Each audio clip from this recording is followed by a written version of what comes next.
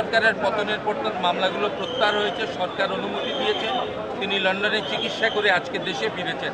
এখন তিনি পার্টির হাল ধরবেন এবং আজকের সময়ে যেটা সবচেয়ে ক্রাইসিস, চট্টগ্রামের সাথে রাখাইন রাজ্যে যে করিডোরের প্রস্তুতি, দেশের স্বাধীনতা সার্বভৌমত্বের সাথে ডিসেম্বরে নির্বাচন হবে কি হবে না, এবং অন্তর্বর্তীকালীন সরকার বলেছে আগামী জুনের মধ্যে, তাও সেটা করবে কি করবে না, এবং দেশের এই পরিস্থিতিতে দলকে সুসংগঠিত করে দেশের স্বাধীনতা সার্বভৌমত্বকে রক্ষার ক্ষেত্রে দেশনেত্রী বিএনপির চেয়ারপারসন হিসেবে আরও তার দায়িত্ব ঐতিহাসিক, সেই ঐতিহাসিক দায়িত্ব পালন করে দলকে সুসংগঠিত করে একটি নির্বাচনের দিকে তিনি নিয়ে যাবেন, এই আমাদের প্রত্যাশা।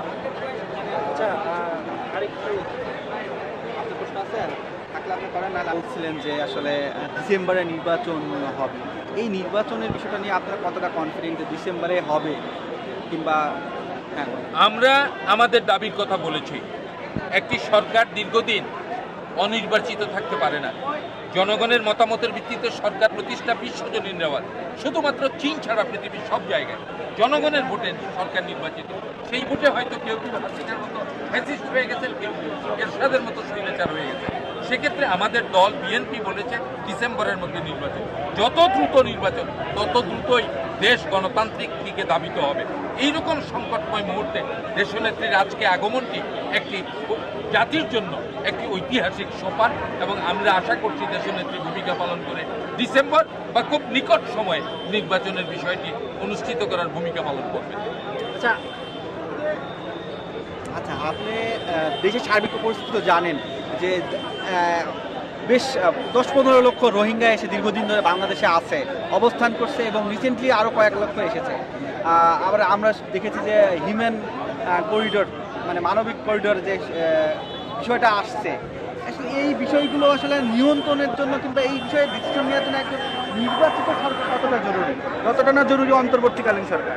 দেশ সবসময় নির্বাচিত সরকারের মাধ্যমে পরিচালিত হবে। সেই পরিচালনা হওয়া মানে দেশের 18 কোটি মানুষের মতামতের ভিত্তিতে হওয়া, কারণ তারাই নির্বাচিত সরকারকে প্রতিনিধি হিসাবে নিয়োগ দিয়েছে।